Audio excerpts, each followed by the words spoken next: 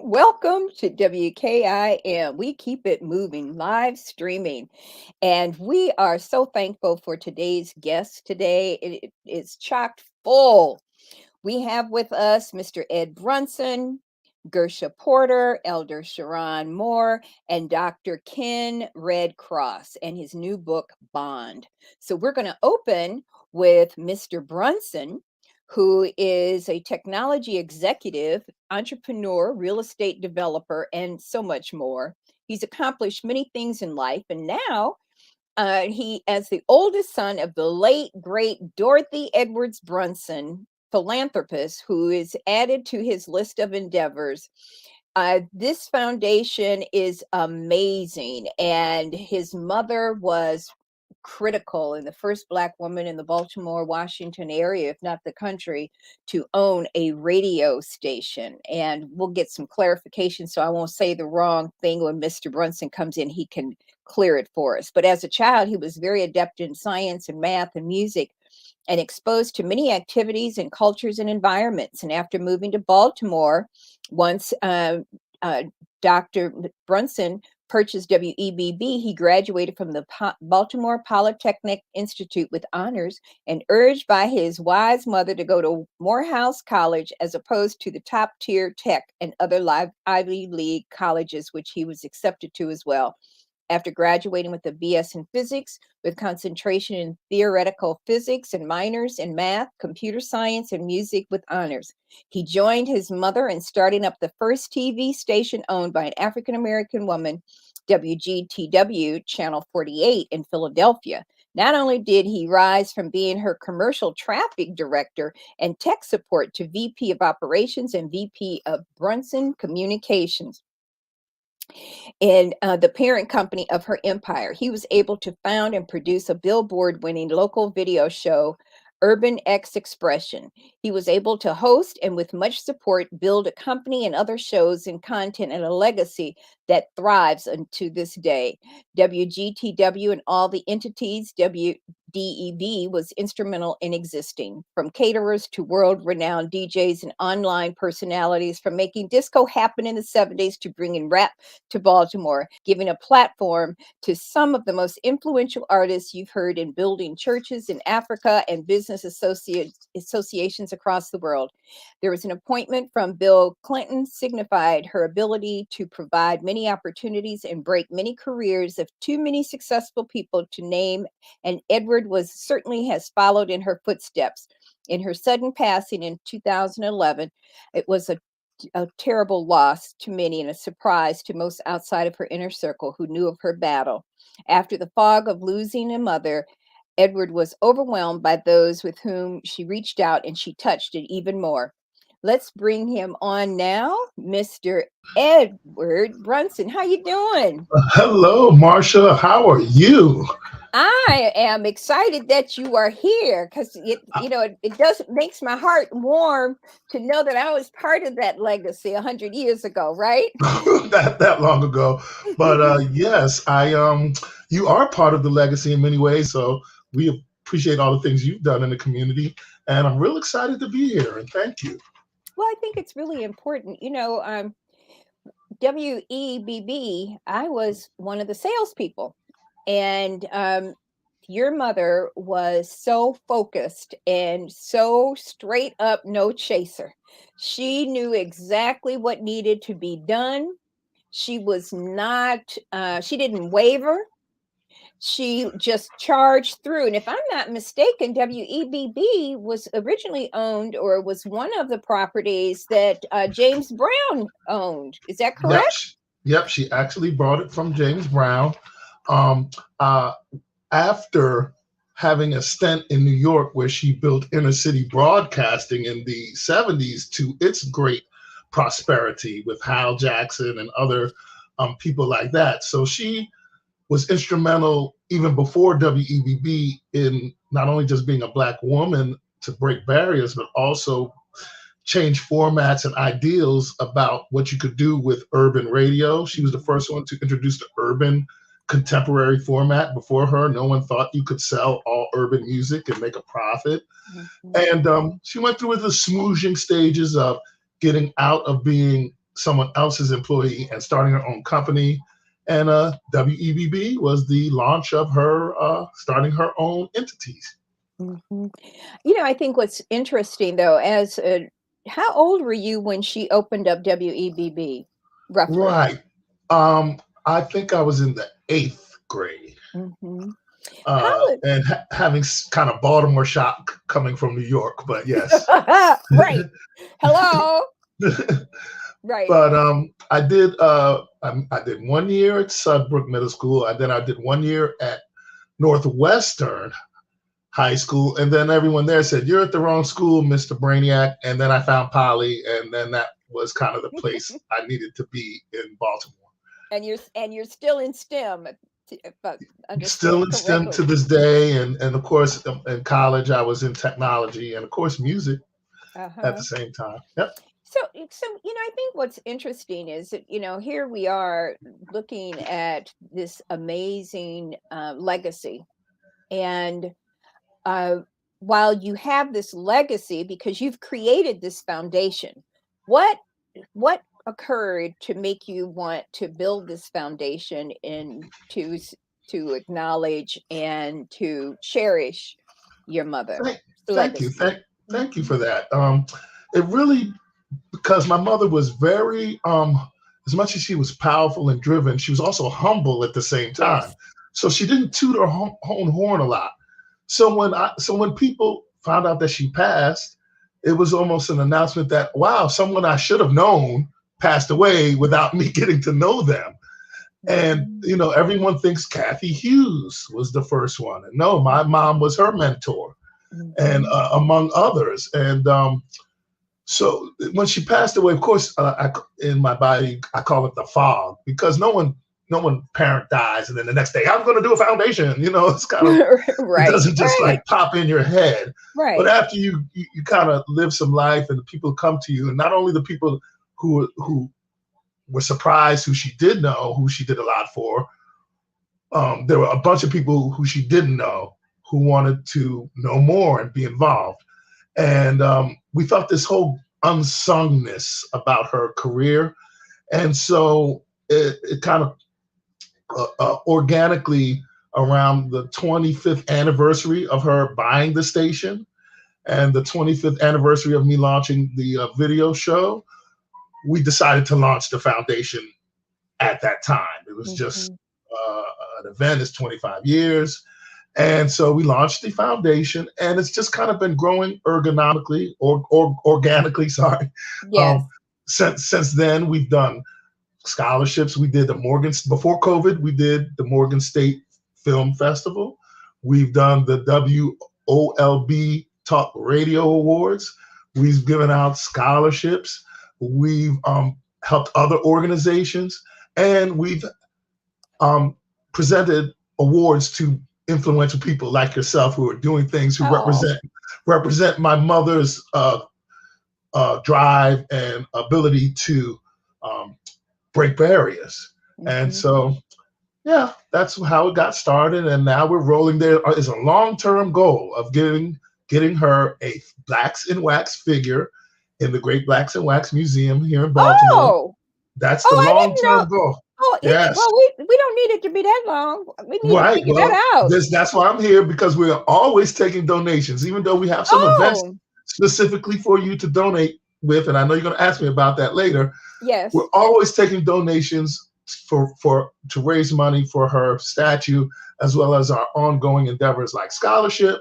And we have a master's class where we're going to be teaching how to start a business and what's up with crypto and the bots, how to use your bots in the social media game. And we've got a nice high-tech project coming in the future, but we are constantly raising money, constantly. Well, that's the nonprofit life, right? And so there isn't a 501c3 that has that's their middle name, right? That's Right. their middle name, raise money. Where we go Yep. get the cash, right? And anyone who's under my ears right now, feel free to go to the website, DorothyEBrunsonFoundation.org, or you can check the Facebook. There's a link there. We'll take any donations, and we're just building strongly, slowly, and effectively. But let's back into this conversation, because I think that this is really wonderful, to be able to have a Dorothy Brunson statue, wax figure in Great Blacks in Wax is really powerful. And as we look at Black women and the accomplishments that we so many have made, and to be able to preserve those legacies, what is it that we can do to honor that? That would be huge. And so I think we should have an offline conversation about it. But I think that it's also something that we should be looking at. And I don't know that we always think about Great Blacks in Wax the way we should, because it's a memorial. It's a memorial that speaks to every fiber in this woman's body that made her push through. I'm Mm-hmm. honored that, one, that I got the award from you all, but two, that when I moved to Baltimore, my first job here was with WEBB. Right. And your mother, your mother was like, okay, now you come in here. This is not what you were doing with the Marine Corps. This is a whole nother program. This is how we going to do it. And it's going to be Yep. done like this. And She she is was, a type A personality all the way. but she was spot on. And here I am today, not selling the advertising, but I'm actually having a conversation with you with a show. Right. I think she'd Yes, like that's that right. too. Because she I said I think was all so. she said, you talk a lot. You just talk a lot, right? Yeah. And but I was Let me make a honored real for quick that. correction. It's the DorothyEBrunsonFoundation.org is the Oh, website. okay. Okay, guys? So Dorothy E. Dorothy E. Brunson Foundation. Brunson But if you Foundation. Google it, it'll pop up. Okay. And But yes. and so, but they can also donate there. So when Yes. you were talking about having classes, now I know that she mentored a lot of people, and I saw a lot of people that I still know today who were coming and going, that she just gave information freely to people. She just put her arms around Yes. people and brought them into the fold. Right. But Could she you was speak to tough. that? Yeah, Oh, she was yes, tough. she She would was. bring you in. She would see potential in you, bring you in, put you through the paces. Once you went through the paces with her, you could either achieve with her or achieve anywhere in the world, because you'd already done been through it. And so she made a lot of people's careers and guided too many, like I said, it's too many people to name. The oldest name I can think of is someone like Frankie Crocker, who she hired to be the DJ for WBLS in the 70s. Oh, wow. Who was the instrumental DJ of the 70s era. And she just saw potential in people, and she made great friends. She knew how to partner with people. Of course, the former mayor is my godmother, and so she has that. And then she partnered with mentor Miss Hughes, so that Kathy former Hughes. mayor, yeah, but let's just be clear, that was Kathy Pugh, because Kathy Pugh. she was the senior vice president, if I'm correct, when I worked there, and she was over marketing. And I think she was my direct boss. I had a direct report to Kathy Right. Pugh. And then she also had the newspaper back then. So her and my mother were breaking media together. Yes, that's right. In that era before politics, And And then she also would talk with Oprah when Oprah was around, and pushed her to go to New York, get out of this market. And so she's done so many behind the scenes things in this industry that we felt it was time to really get her recognition and the accolades that she should have already. Yep. That's right. And I think that one of the things that is really important too is for us to be able to support you and the foundation. So I know that you have a fundraiser coming up sometime, and can you talk about those dates when people should be looking for getting tickets and participation? Yes. Well, I'll start in sequence with our next set of events. The Okay. very next event we're having is the launch of the new website. Okay. Yay! Yay! Because we got it going, but we want a little snazz, a little pizzazz, and so we're working on the new website. Okay. And so we plan to launch that in about a month. We've got pages going up, but the official check it out, it will be in about a month. Coming into the next school season, we will start our scholarship. So we're looking early September. We don't have an exact date, but we will start early September with starting to ask for submissions for those who would like to win the scholarship. We're raising funds for that as well now. So if you want to help us raise funds to give funds, that would be great. And we're at $1,000, a $5,000, $1,000, and a $500 scholarship, and we're going to get three winners for that. Oh, nice. And coming in October, mid-October or early November, we don't have the exact date, but that's the slate, we're doing our master's class. And so we have professionals from 4 different categories that will be at a venue that we would have people come out and you could meet and talk. Of course, hopefully COVID is all the way broken out of there and we can get in person. Because while COVID was going, we did telethons. You were at one of them. And so we were still trying to COVID wasn't our normal way of fundraising. Before COVID, we'd get out there. So now we're back to getting out there.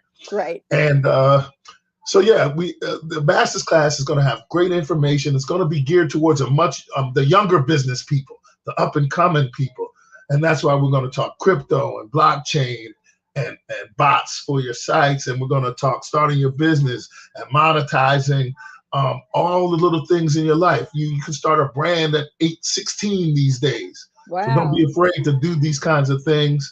And my mom loved to get the young people activated. So it's the future. It's the future. So, we don't have firm dates, but I'm giving you our timeline of our next 3 events coming up. Yeah, but you're not going anywhere. I'm going to be talking to you. You're going to send me all the information, and actually you're going to send us information, a press release or whatever to put into the newsletter. So we'll support you. You know that. Thank you. Yeah, but one thing that my board wants me to very much stress is that we are and you express it as well, how proud we are of who she was. I mean, you could tell a story. Everybody I meet could tell a great story about what she did or what she meant, or little snippets of who she was in life.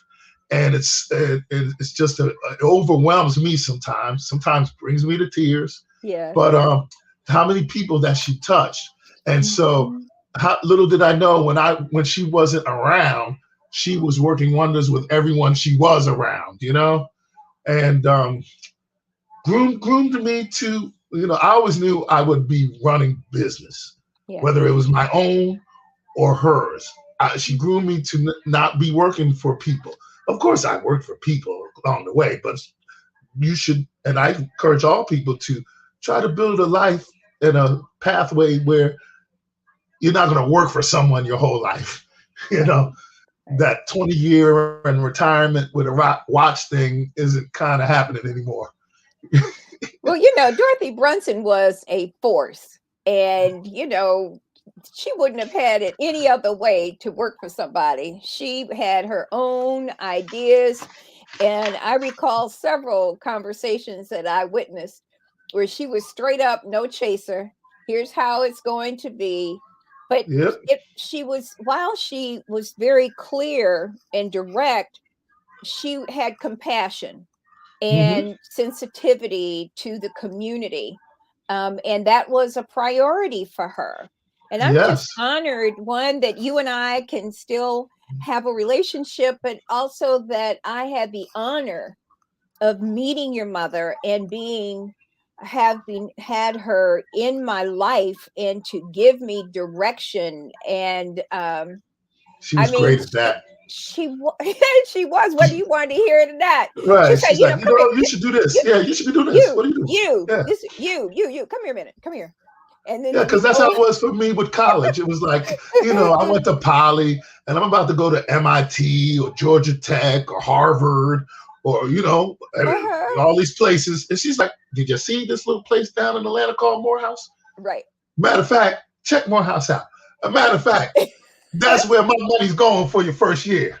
So you could either struggle at one of these schools over here or you could go down to Atlanta and she knew what she was doing because I got such a great black culture down Yes, there, and yes. I'm coming from the north to the south, and so I spent 6 years in Atlanta, changed my major, drum major in the marching band, pledged the fraternity. I mean, I did it all in Atlanta. So she Yeah, and maybe I was too sciency, and that's all maybe I right. was forgetting my roots, even though she would drill in little thing. Like one saying That's my right. mother always said was, "You're not a descendant of a slave. You're Mm, a descendant of a king, a queen, all an right. architect, That man, she a would say. surgeon, a philosopher.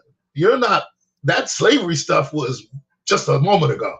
Your ancestors are older and wiser and greater." And Mm, so I had a lot of black power in me. But then she sent me to Morehouse, and it was a Dundada. And uh, and then once I graduated there, I did work for people. I was a junior technician at a little computer firm, and then I worked at another little place. And then my mom bought the station, and right. she was like, "Run my computers for me." I'm like, "Make me an offer." She made me an offer and sold me on. And this is the thing, we call it the empire. She Yes, sold me on building family wealth, generational wealth, yes, sharing it yes. with my nieces, my brother, and then he's launching companies, and we're cross doing commercials with each other. And so she she instilled in me a sense of it's worth a little sacrifice to build a little long-term wealth with those you trust and who are in your family. Mhm. It's a big cause. It's a big, but I think the thing that's so powerful is that you get to say that this person was your mother and she laid that foundation and the legacy still lives on. Well, I'm trying, but I would say I'm nowhere on her tier of That, but we're not type we A. you don't need to go back and make that loop because you are Yeah, still her legacy, right? I You are am. I still am. her legacy. You're still Yes, her legacy. and because let me give you the example.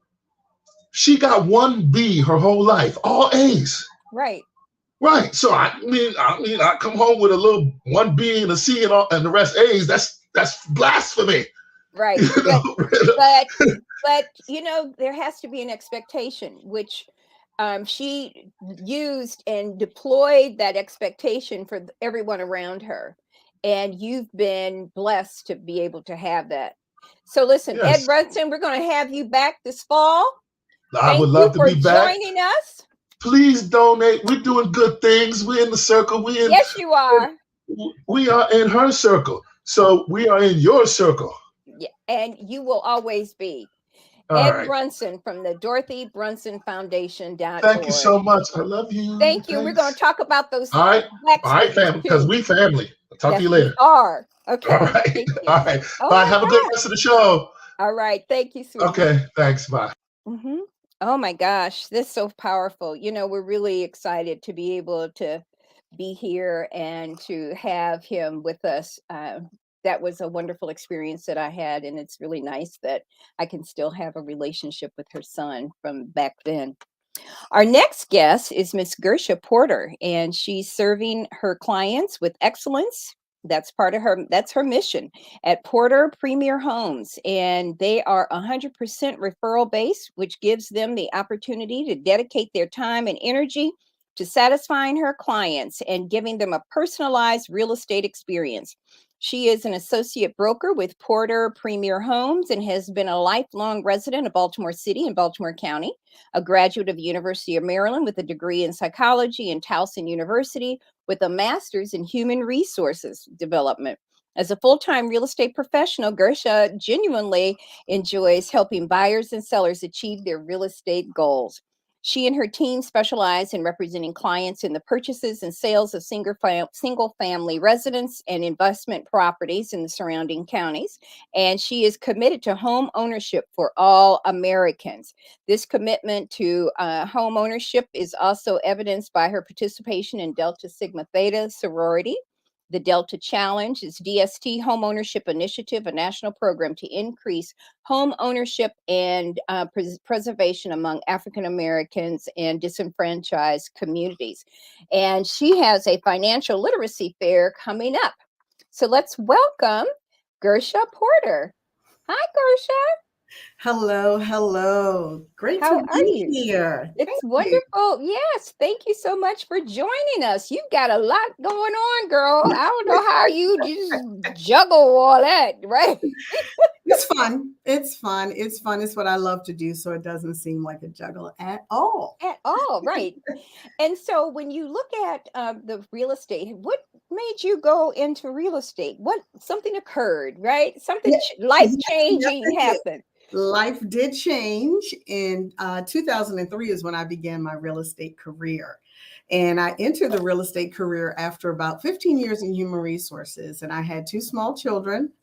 And my husband decided to go to law school at night and work during the day. So I decided that I needed to do something to care for the children. And I became a stay-at-home mom. Everybody chuckled.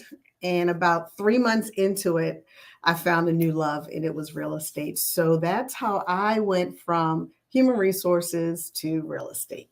Oh, that's amazing. So when you went into real estate, you did you have a sense? I mean, what occurred for it to be real estate?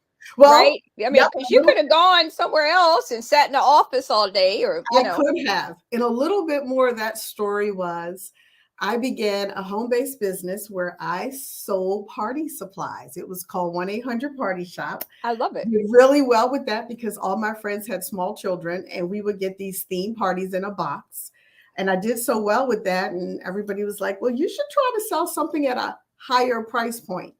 And that's when I explored real estate. Took the class in 3 weeks, and the rest is history. And that was about 19 years ago. So you're licensed in the state of Maryland. Yes, I am. I'm licensed in Maryland and primarily focused my real estate business in Baltimore County, where I'm a resident, and Baltimore City, where I grew up. Okay. So talk about the real estate market today. You know, we've been dealing with COVID. We've got all these issues. You got people moving around. I mean, everything is topsy-turvy. What's Yes, happening with the market now? I'll tell you, our market is still very robust. It is still a seller's market, which means that there are more buyers on the market than homes to purchase. So buyers have a, a position right now where they need to be motivated, they need to be committed. I keep saying they need to really have their mindset in a positive manner before they decide that they want to get into the market to buy a home, because it will be a challenge. It's not going to be easy. You're going to compete with other buyers. You may not get the first house that you submit an offer on.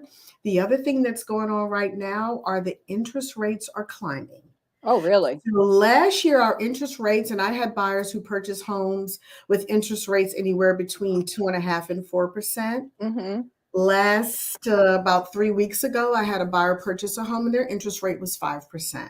Wow, that's a big jump. Yes, it is. And so what that means for those who are not as familiar is when your interest rate is a little higher than it was a year ago, it probably means that your mortgage payment will be higher. Mm-hmm. So your purchasing power from 2021 was much greater than it would probably be today.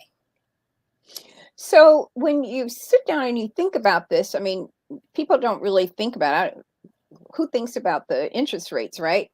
And so, like that's not part of my everyday thinking. Yeah. And we'll talk about financing later. But when you look at how they're moving, what is impacting the market? Is it because there's not enough properties and that makes the interest rate go up? Or what is happening with COVID because it's the whole dynamic has changed due to this? Absolutely. One of the things I'm so thankful for is that as a realtor, we were essential. So we had the opportunity to continue to work during the pandemic. Mhm. But a number of things were happening in the world. Okay. And I had a lender on my homebuyer seminar last week who did a really good job of explaining where money comes from. And it has so much to do with what's happening on Wall Street. So mortgage companies, they buy mortgage-backed securities. And depending on what they're selling it for, that is what mortgage companies then have to consider when they then determine what the rate might be for the mortgages that they offer their clients. And that's why a number of buyers today, they shop around. And I advise buyers, shop around, talk to a few different mortgage companies, see what the interest rates are that they're offering, and select the interest rate in addition to services and things like that that are going to work well for you. So you do want to shop around. So, okay, so I don't know anything about what we're talking about, right? I mean, like for real. Don't ask me no real questions because I don't have no answers. Okay. But when we sit down and we look at all these mortgage companies, and how do you know how to even select them, and how can you trust them? And if you're not part of that whole Wall Street and looking at what's happening with the Dow, how can you then be certain that you're in the right space with the right professionals around you? And that is an excellent question. As a realtor, I have mortgage partners that I work with. I have mortgage partners I've worked with for 10, 19 years. I trust them. They've done business with me and for me. And so when buyers align themselves with a realtor, they want to make sure that that realtor is aligned with some other professionals that they can refer them to because they know them, they trust them, and they've done business with them. So that is some of what I offer when I work. If a new buyer comes to me and they say, well, I have no idea, how do I go about selecting a lender? I say, well, here are 3 to 4 that I've had experience with, that my clients have had success with. Take a look at them, check them out online, look at their reviews, give them a call, have a conversation, because there are a lot of lenders that are online and you may not even be able to speak with them. So those are some of the recommendations I give to my clients as they begin their home buying search. Do you have like a checkoff list that your buyers can use when they're going to talk to some of these lenders? Like, sometimes they say stuff and it sounds like goobly goop. You don't know what they're talking about. Like, okay, wait, what? Wait, can you say that again? Sometimes they get really impatient. I agree. You know what I mean? They're like, yeah, well, Yes. but I said something, right? So that makes me get up and walk away. I don't even want to talk to you because you can't deal with me, and you gonna have to be patient because you're gonna be making money off of this deal. Yes. So let's start a bit there because you got some money in there, sir. So you need to be okay. I'm not going. And that is a whole why other thing, though. I agree with you. We have a lot of lingo in our business as realtors. Mortgage lenders have a lot of lingo in their business. And if it's a lender who is able to talk with you clearly, concisely, who answers all your questions, that's the person you need to go with. So I don't have a checklist that I give my clients before they have a conversation with a lender, but they should have a checklist. Are they patient? Are they answering this question? And I say to people all the time, talk to me like a second grader. Right. I need to understand what you are explaining to me. And so they want to make sure that whatever conversation they're having with the mortgage lender, that they like their personality, their disposition. Did they call them on time? Did they get back to them? And I'll have buyers say to me, well, he never called me back. Or, we played phone tag 3-4 times. I'd like to go to somebody else who's not as busy. And they have that right. And that is why actually the first step in the home buying process is to get pre-approved. So you want to go ahead and find a lender that's going to work well for you. That's huge, though. There's nothing worse than sitting in front of somebody and asking them questions, and then they start talking down to you, Yes. right? Or they're dancing around. So I start getting paranoid when you start dancing around what I'm trying to get to, right? And I ask you, and I have to figure out 3 or 4 or 5 different ways to ask the same question.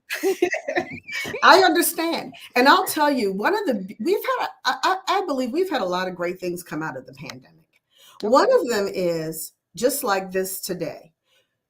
Mortgage lenders are able to meet with their potential client on Zoom, on any kind of video interview process. So the buyer is able to see some body language. The lender is able to say their face. Are they squinching it up? Do they not understand it? So 3 years ago, it was a phone call. Now it's a video meeting. And so for me, that is one of the benefits that have come out of this entire 2.5, 3 years of us not necessarily being able to meet each other in person is now we get to see your face. Now we get to hear the tone of your voice. We get to see your expression. And that helps with communication, not just listening to somebody on the phone. So I love it. I meet with folks all the time on Zoom. Girl, that's huge. But see, also you can tape it and go back and look at that and say, well, what did he say? Go back and look at it again. That is a wonderful idea, Yes. Gersha. That is a wonderful idea, because now you can't run away from me. You can't just say some foolishness, because I can see on the look on your face and your body language, whether or not I'm offensive or is this Black woman being too outspoken and all these other isms, right? So that's huge. I'm glad to hear that. And I love it when there's 2 people, a couple, a mother and a daughter, whoever it might be, and they're both on the video meeting together, and you can see like who is the more aggressive person, who's more of the leader, who is listening more, who is more passive. You get to see that in the video meeting, and you wouldn't have gotten to do that on a phone. But that's huge. Yep. That's really huge. And so now when in this market with COVID, and we know what we're looking at, but are the housing prices escalating as well? Oh, yes, they are. Every time one house sells, more than likely a very similar home is going to sell for more on the same street or 1 block over.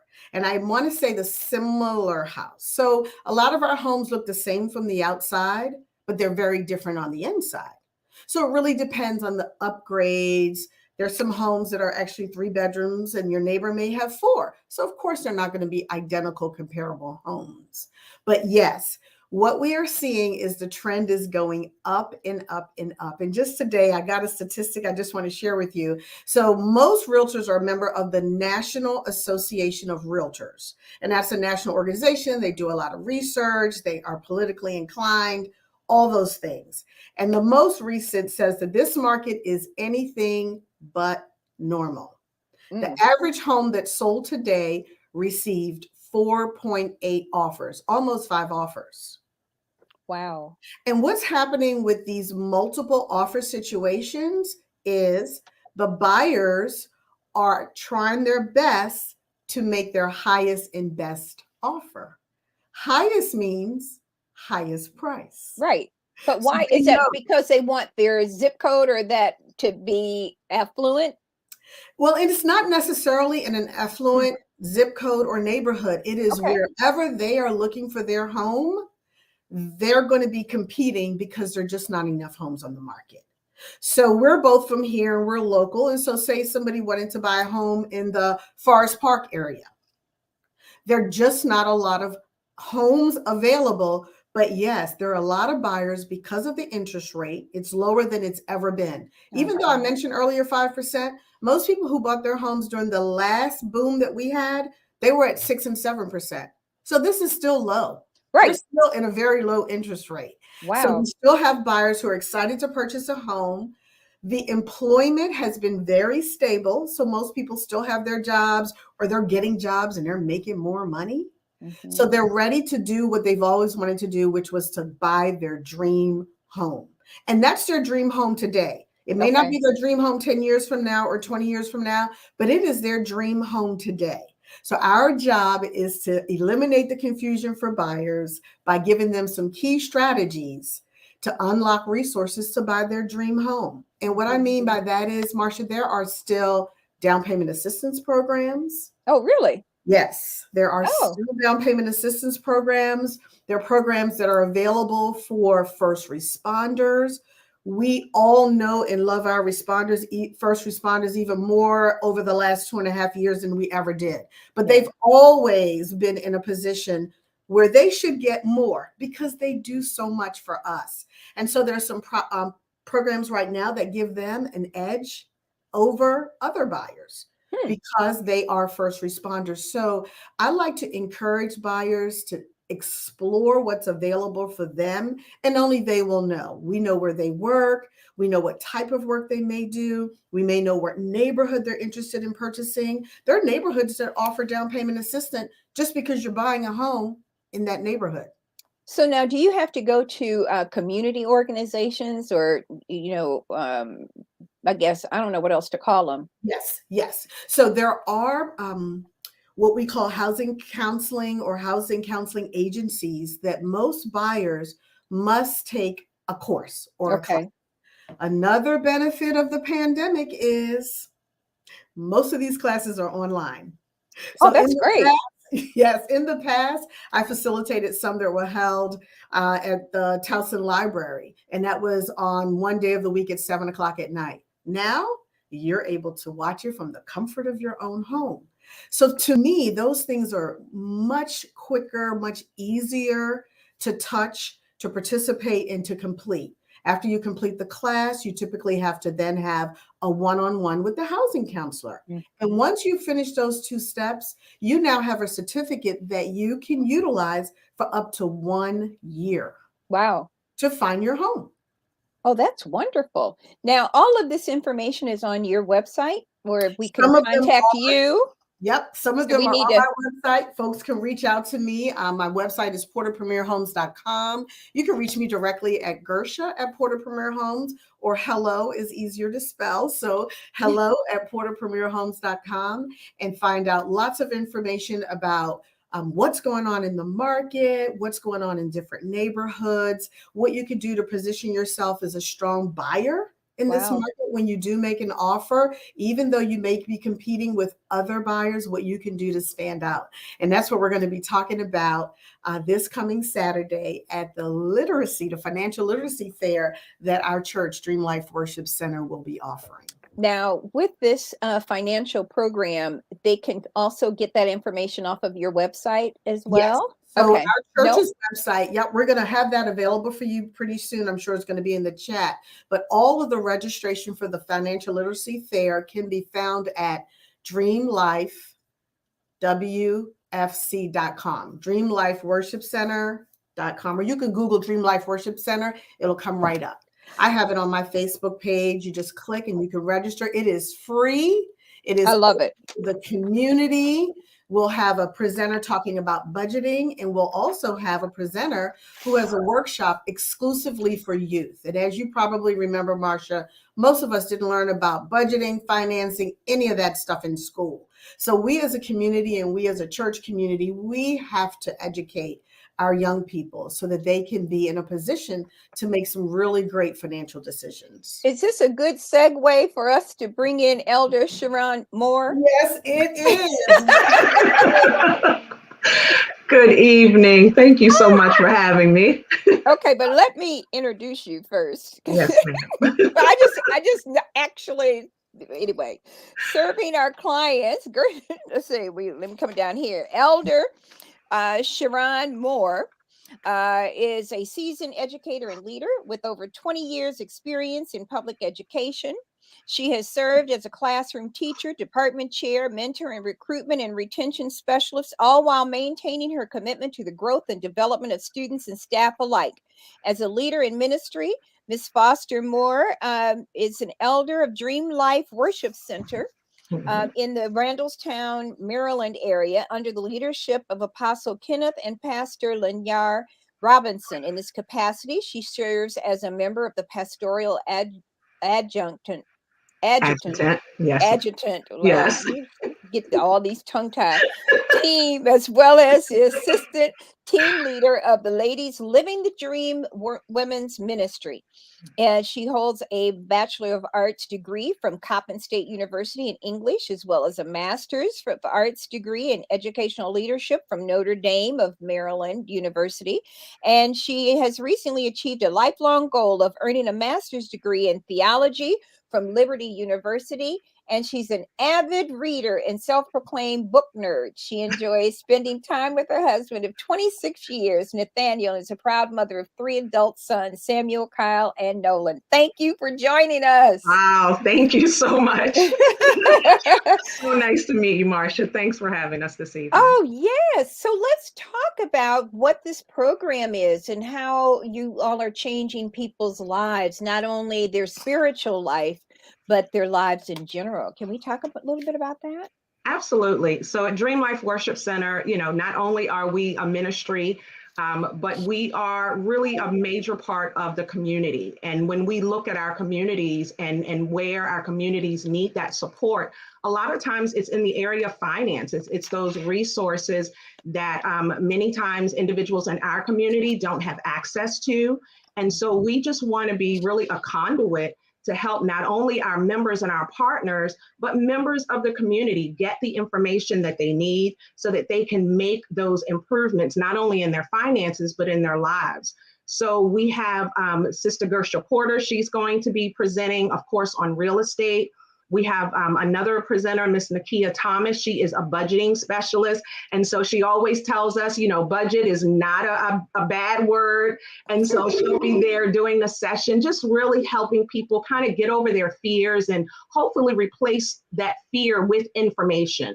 And so we're looking to do workshops. So we want our guests to leave with resources in hand that they can use in their everyday lives, because as we know, when the money is out of whack, everything is out of whack. And so we can't say that we care about people's spiritual well-being and not understand that they also need support and resources in their day-to-day lives. So we're extremely excited about this opportunity.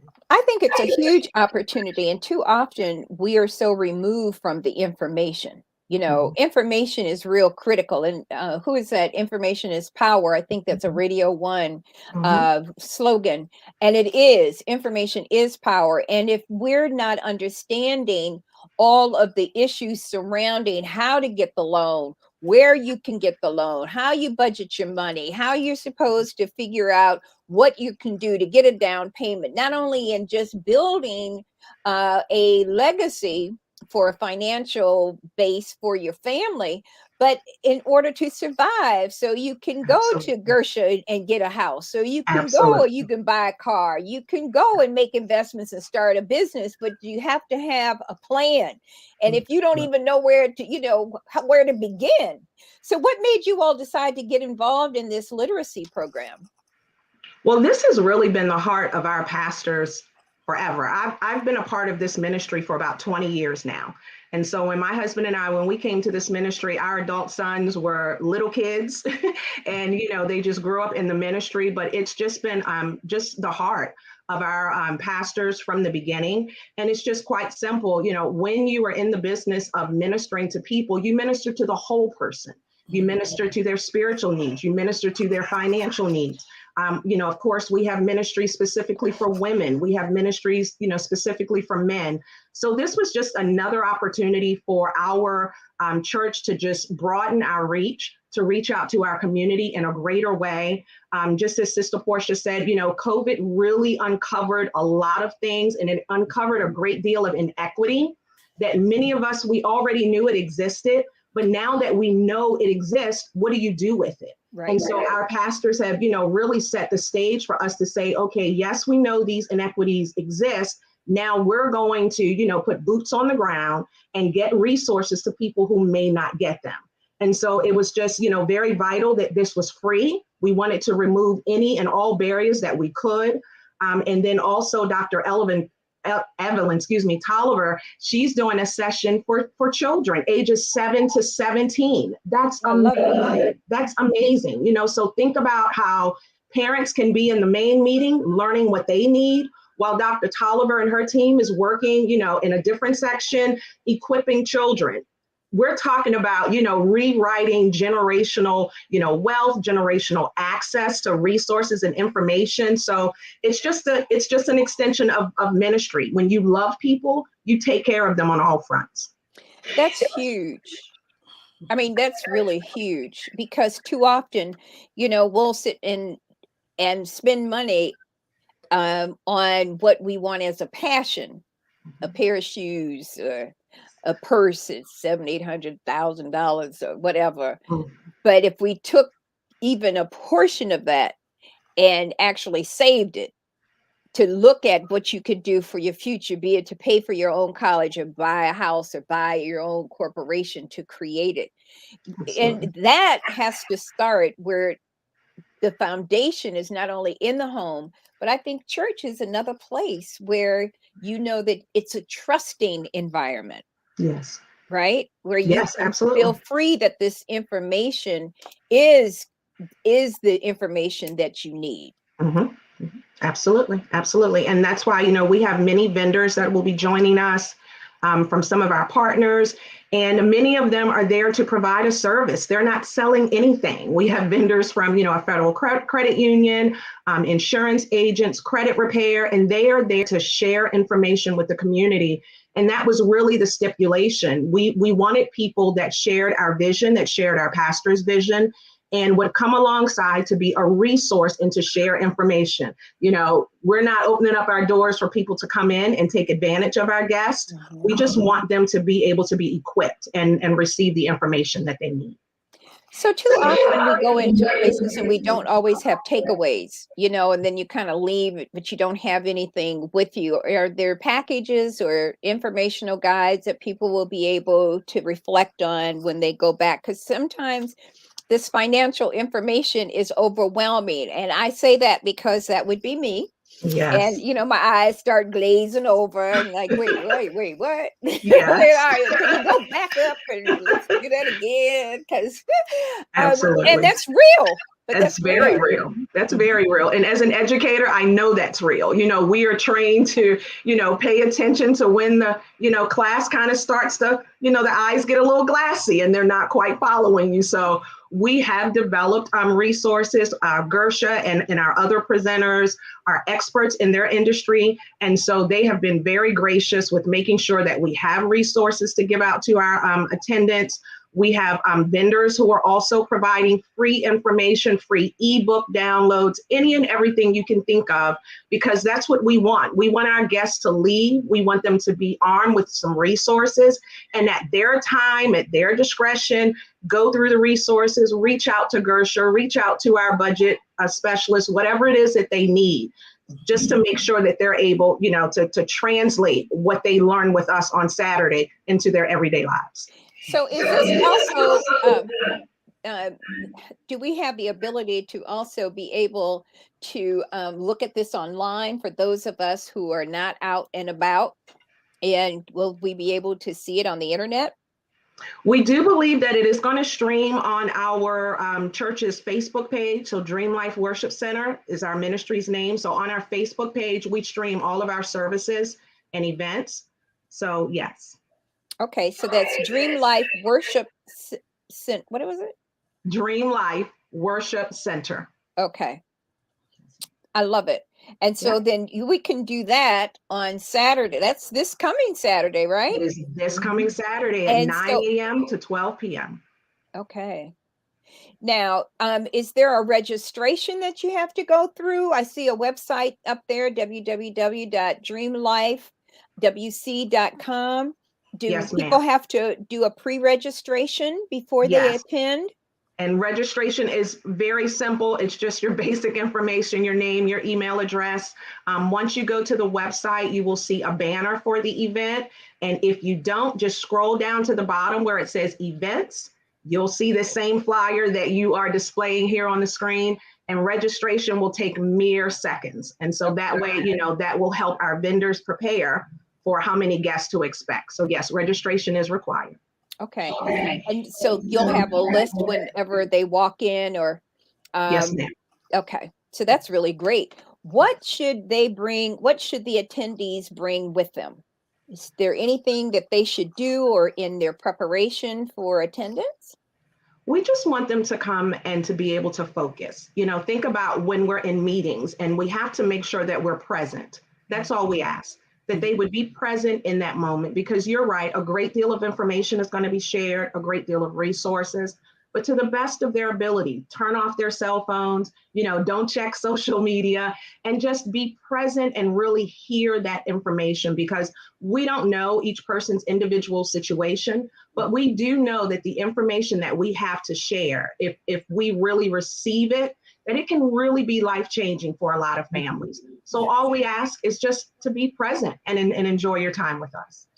So I know that you're going to talk about some of the financial information, but are we also, Gersha, are you going to have information about housing, or is that going to be part of, can we talk about the itinerary a little bit? Absolutely. And I'll let Elder Sharon really elaborate a little bit. But in terms of real estate, I will be providing a good bit of information, takeaways, physical takeaways, and I'll have a lender partner there who will be able to have conversations and perhaps pre-approve any buyer who's interested in moving forward on site. So those one-on-one conversations will be able to be had at our financial literacy fair. Oh, that's exciting. Mm-hmm. Mm-hmm. And that's difficult to get, to be able to have all of this information, because it's like going to a university classroom to take with this type of takeaway. So Absolutely. Now you're not only talking the financial, but in understanding the process, because the process, I know for me, when you start talking about financials and whatever you have to do, my eyes glaze over. Yes. They just automatically do. I don't know what happens. It just glaze. Right.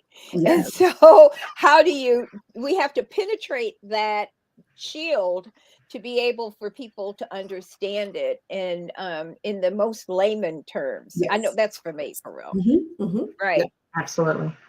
When you all decided to do this, had you looked at your community? What was going on in the community to make you want to do this literacy fair? That's really an excellent question. As I said earlier, it's really been the heartbeat of our ministry to take a look at financial literacy of all of our members and community. But one thing that happened during COVID, we started a food drive. And again, it was, a great need in the community. And it started off really slow, but in a matter of months, we had huge turnouts with our food drives. And actually the same day that we're hosting this financial literacy fair, that afternoon, we are having a food drive. And so individuals can leave this fair and they can go right, to receive food and goodies right after our session.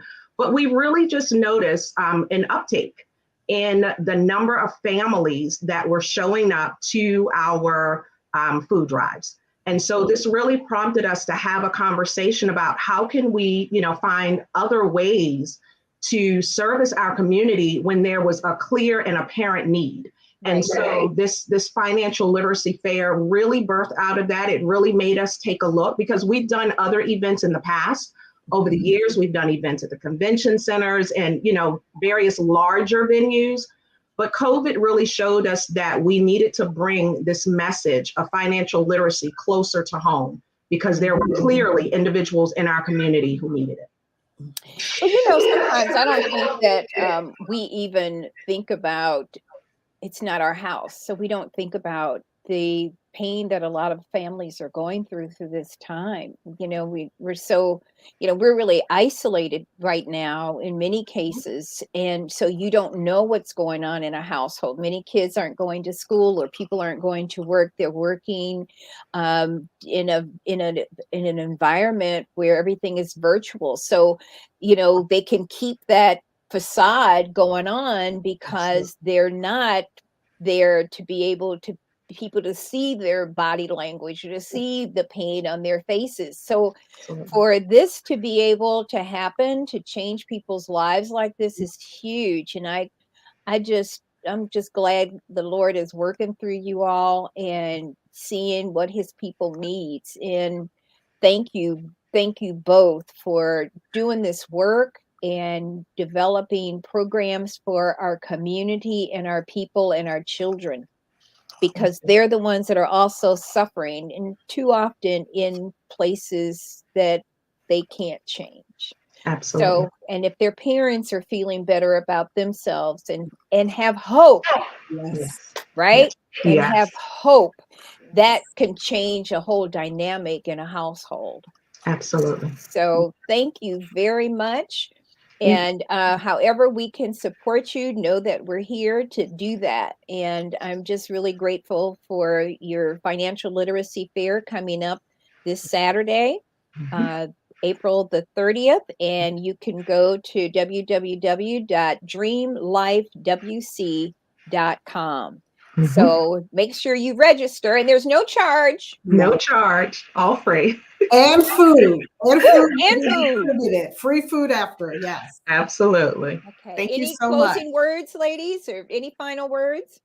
I'd just like to say thank you so much for giving us an opportunity to share what we're going to be doing in the community. This is open to everybody and the entire family.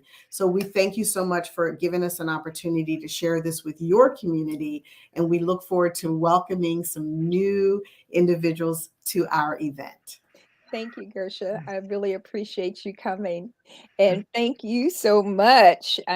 Both of you ladies are doing some incredible work, Miss Foster and more. And we just continue to keep you all in prayer. And we know that you're doing the Lord's work for real. Yes, ma'am. Thank you so much. God bless right. you. All right. Thank you. Oh, ladies and gentlemen, this is just really wonderful talking about the women's ministry and having this financial program coming up this weekend. And so we hope that you all will follow up on that and get in touch with them. This is not something that you should take lightly, and share it. And if you don't need it, pass it on to somebody, because there are people that may know somebody that you don't know that needs this information. So I'd like to introduce our next guest, Dr. Ken Red Cross Bond. He is committed to informing, educating, updating the public about maintaining health and wellness. And he has a new book. Wait a minute, let me turn around so you can see it. He has a new book, and it is called Bond, The 4 Cornerstones of a Lasting and Caring Relationship with Your Doctor. And he has he discovered his passion for medicine and science in high school and thought he wanted to be a veterinarian until he took a comparative vertebrate anatomy class. He had always loved animals, but at 16, the autonomy class was his awakening moment, and he realized it was people he had to treat. Now, after practicing medicine for over 20 years, he had a few more comparative vertebrate anatomy classes, light bulb moments. While he enjoyed working at medical practices and clinics, something was missing. Let's bring Dr. Red Cross on. Oh my gosh. How are you, Marsha? Hello. How are you? You again. Good to see you too. You know what? You need to be our official doctor. Be careful. I would love that. I think you should be our official doctor. Absolutely. I'm not kidding with you. I'm not either. I am very, very serious. So we have to figure this out after We're we gonna do have a some learning. conversation. We're gonna have a Absolutely. conversation because I've seen some stuff in this book. Yes. The four cornerstones of a lasting and caring relationship. You know what? When I read this, tears started welling in my eyes. Oh, That my doctor retired, and I don't have a doctor anymore, right? And I don't even know right. where to begin. Now, this is a straight up no chaser conversation. Yeah, yeah. And Patima was just perfect for me. She got my quirkiness. She went out, she'd tell me to do something. I said, I'm not doing that. Don't even give it to me to do it because I'm not going to do it. And she would just Right, say, right. okay, fine, but this is what I need you to do if you don't do this.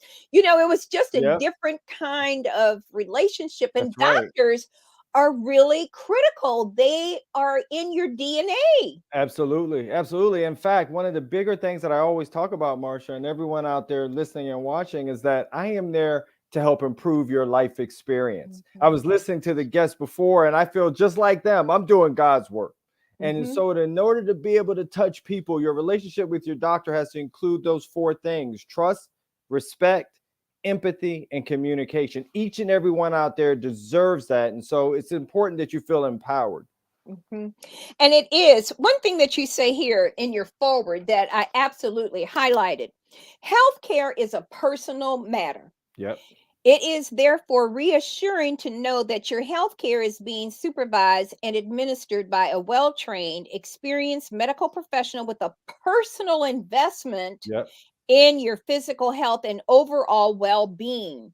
And I'm referring to the patient doctor relationship, a bond of mutual trust That's right. that it elucidates. I don't know. I've never seen that word. Elucidates. What does that mean? What does Kind of elucidate? enhances in a sense, brings that closer. So it's kind of enhances. Okay, because I didn't look it up, and I was like, "Wait, what's that word?" Anyway, I don't mind saying what I don't know. So Hey, tell me, nothing wrong with that. whatever. And that this relationship that you would see brought back to the forefront of the healthcare system, and you made a pivot. Yeah, yeah, I did a really big pivot actually. Look, I'm really the blessed one. Each and every day, this isn't even work. I mean, once again, this is just a blessing to be able to touch as many souls as I can each and every day. And so I made this big pivot. I'm a concierge physician, everyone, which means I'm a doctor on your time. I provide the three most important things if you want to stay healthy: access, convenience, and guess what? Time. Mhm. Time with your doctor, more than the 7.5 minute average that so many people are getting out there. And so, once again, if you leave with one thing tonight, is that I want you to feel empowered to say, you know what? Dr. Red Cross is right. I came in this office, I paid my copay, I deserve some time. Right, Let's be right, real with it, right, right? right. Because it So ain't cheap. because it ain't cheap, especially my copay is $40 right now. That ain't cheap. So you want to make sure that it's a value and your Mhm. health is a value. So just make sure you leave with that if one thing.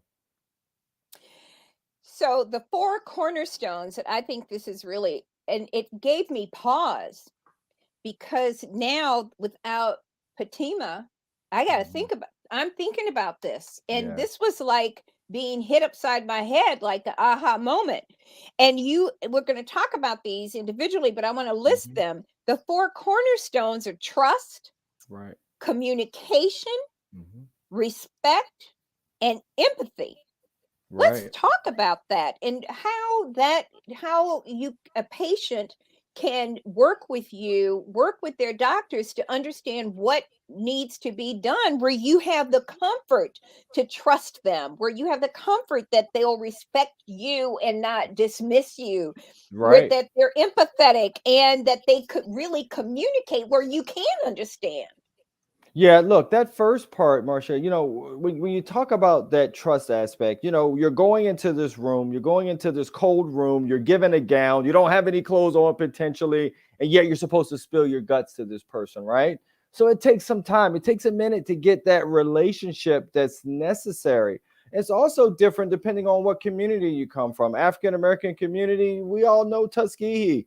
That's one Yes, thing that we all yes, know. We're straight up. born knowing that straight up, no chaser, Yes, like you yes. said. And so it's important that that trust takes a while in order to get. So you don't get it from day one, but I need you to actually get that sense inside to say, this may work when you get into that relationship with that doctor, or get into that room with that doctor rather, and say, it's a little early, but you need to be open to be able to let your guard down a little bit, because unless you let your guard down a little bit, we kind of don't know where to begin and how to kind of get to that healing aspect. So that's the first thing, being a little open, and also looking at some of the signals. Are they listening ahead of time when you come in? Are they looking around at their computer? All that stuff builds trust early before you even know it. When you first come in, and you know what, I have seen doctors that do that. They're so busy, they don't even see you when you come. When the nurse brings you in the room, they're so busy being busy, stirring the pot that don't have nothing to do with me. Right. That they can't even say hello when you get into the room. Or when you're already in the room, but they come in still with the last patient thinking about something, because you can see that they're not present. Right. And that gets back to that point of what I talked about at the beginning of this, is empowerment. So you're allowed to kind of call that doc out a minute and say, hey, new patient in the room. How are you today? Are you ready to go? I mean, you're allowed to kind of get the party started a little bit, to say, all right, I need you here with me right now. This is our time. And so there's nothing wrong with that to help build trust. You'd be surprised, because a lot of docs who are in different systems than myself don't even know they're doing it. They think that they're there, but sometimes you got to call them on it. And you'd be surprised what you get when you do that. You say in here, there's no one better. And that's why you firmly believe that the doctor you see should feel like a valued member of your family. That's oh my right. goodness, that's so cold-blooded. I That's know, it real is. though. But it is real. You're telling them some secrets. I always say you have to be honest to two people, to your doctor and your priest. All right. And so this is the important time. So your doctor should feel like a member of your family. You want to feel that, once again, you both are invested. In order to feel that way, you have to feel like, this doctor cares. I need to tell this doctor, hey, my daughter, she's getting married this weekend. I want to feel that they care about me outside of these walls. Once again, takes a little bit of time, but your doctor should feel like a member of your family, because once you have that trust, it also leads to healing and better healthcare outcomes, which is very important, especially in our community. I think that when we talk about trust, and it's defined, you've defined it in here as having confidence or faith in someone or something, right? Yeah. And that trust is, if you're having problems and you don't feel comfortable, or you're afraid, how do you build trust with somebody when you only get scheduled an hour, or it's you're only here for this little moment in time? What do you the one way you do that, Marsha, you know what? You don't even get an hour, as you know. There are 15-minute slots, everyone. So when you go to your doctor's office, when you look at our electronic medical record, it's 15 or 30. That's one way. What's one of the kind of tricks to the trade that I say?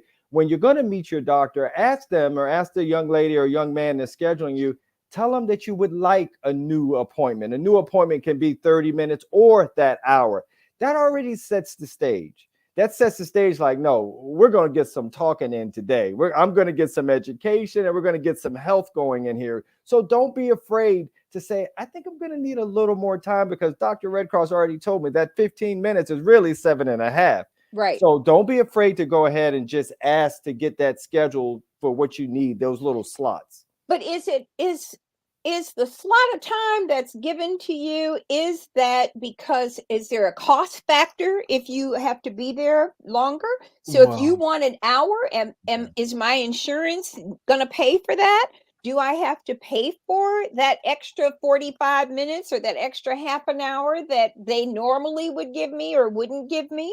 Oh my gosh, Marsha, that's a fabulous question. And for everyone out there listening, no, that doesn't affect your insurance. Is not going to say that, you're spending more time with the doctor, so you're going to pay more. That's on the doctor side. And so what's happening there is that I always say that medical practices now are based more on volume instead of being based on value. What happens in the typical practice is they wanted us to see 30 people a day, 40 people a day. Wow. And for me, I couldn't get into the soul of the patient in that amount of time with that amount of volume. So no, it doesn't necessarily affect you on the insurance side, but the doctor's office needs to understand, like, hey, Miss Jones is coming in. Miss Jones wants that slot. She wants to talk about something. So Miss Jones gets that slot, but it's not going to affect your insurance or anything on that end. So that's a fabulous question that people need to really be cognizant of. Yeah, because they don't even give you that. They just say, okay, we have a 5 o'clock and that's it, right? Right. There's nothing else. And then, a couple of minutes later, you're still thinking about how to address something that you've been afraid to even talk about. And Yep. then they're rushing you out the door and say, okay, well, we'll see you next month or next Yeah. year, Yeah. whatever. Yeah. And so they shut you down. I know. And there's a lot going on. Look, they do all these studies. And when they do the studies, once the patient leaves, we're actually really only remembering 20% of what the doctor said. And not only the 20% that you're remembering, guess what? Half of it is wrong. What do And you mean? so, because when they do these studies, they realize that when you go out, you don't remember everything, but some of the things you think you remember really wasn't necessarily conveyed properly or conveyed well, were big words used, things that really kind of gel now. That's why one of the other tricks of the trade, I say, when you go see your doctor, especially with your mother and father, if they're older, have someone go with them. You go with them. 2 sets of ears, very, very important, because you'd be surprised. They used to do that. I'm probably showing my age here, but they used to have styrofoam cups and pass this message down. By the time you get to the end, the message is totally different. Right. It's the same sort of thing in the doctor's office. Try to have someone there that's kind of scouting things out as well. Very important. The other thing too, that since you mentioned that I'll have to, whenever I get a new doctor, that you can take your phone and record them, that conversation. So you can record what your doctor's saying in your, because everybody's got a cell phone these days, right? You can actually record that conversation so that you can think about it and mull over it later. Well, and then some people have done that. And it's interesting you said that, because I've had patients come in and they've tried to go back home and kind of do that as well. I just think there's such a personal touch to say. What I like to say is, you know what? Get your daughter on the phone. Let's talk in the office. Let's all talk together. I tend to like that because it's so much more of a personal feel than just hearing me or my voice. I want them to be able to ask questions, because it's important that the whole family unit knows what's going on with grandma or mom or what have you. And if we do it that way, it's a big kind of event of education that we're all leaving like, gosh, I just got healthier today. And that's what everyone should feel when you leave the office, or at least that you have a strategy. Yeah, and it's the emotional part too, because there's so much that you have to, half of the time you don't even know what the heck they're talking about. So, the good thing is that I'm inquisitive. So when they start using these 20,000 syllable words, I'm like, I don't even know what you're talking about. Can you like bring that back? Have you had people, how do you communicate with people? Because the vocabulary for a doctor is totally different than what we would have. It is. And I talk a lot about that. I even mentioned that in the book, because it's important that we as physicians understand that everyone doesn't necessarily speak our language. The other thing I did to get around that, in my office, I would put up a little kind of whiteboard or carried in from room to room. And with that whiteboard, I would do simple things like, I am nowhere near an artist. If you knew any of my patients, they'll tell you I'm not. But I would draw diagrams and I would do arrows to things, and things that, once again, for some of my patients that can hear me, but need me to be maybe they're a little more visual and that sort of thing as well. So I even tried to bring my language down by doing that, to show pictures, even to say, this is what I mean when I'm talking about your diabetes and how your diabetes works and what your pancreas looks like and that kind of thing. You'd be surprised. People are excited about that sort of thing because they really haven't had that opportunity to get an educational experience during the visit. Right. And, I think too that when we are trying to just navigate our issues, it's really frightening because you've been thinking about whatever these issues are for a minute before you even made the decision to go to the doctor, right? That's right. That's right. Then when you get there, you're all nervous because you don't know what any of the half that stuff is. How do you communicate with people when do you see the fear in their eyes or how they carry themselves, and how do you manage that? Well, so look, another thing I want you to take from tonight. So as you're going to see your doctor, you're going to hear me talk a lot about the importance of a strategy when you go there. So you wouldn't go to war or battle. This is not war or battle. So let's maybe something a lot more positive. But in other words, you wouldn't go in without a plan. So Okay. before you come and see the doctor, have your bullet list of items, 3 things, because you know the appointment is short. So let's make sure you come armed with 3 things that you really want to address. I usually talk about the cardiac system, the GI system, and the lungs, just to make sure if those are your issues. But the point is, come with 3 bullet pointed items so that your appointment is nice and targeted, really focused. So you really leave saying, you know, I took something from that visit. So don't just show up willy-nilly. No, come armed with a plan of what you'd like to know by the time you leave that office. And so when we look at that communication, and it's how do you have a two-way communication with people that don't even understand what you're talking about, One right? of the I think one of the better things is that you listen. You Mm, know, I always joke around, you know, the good Lord gave us 2 ears and 1 mouth for a reason. And you'd be surprised what you can pick up, even in the diagnosis, when you are just listening.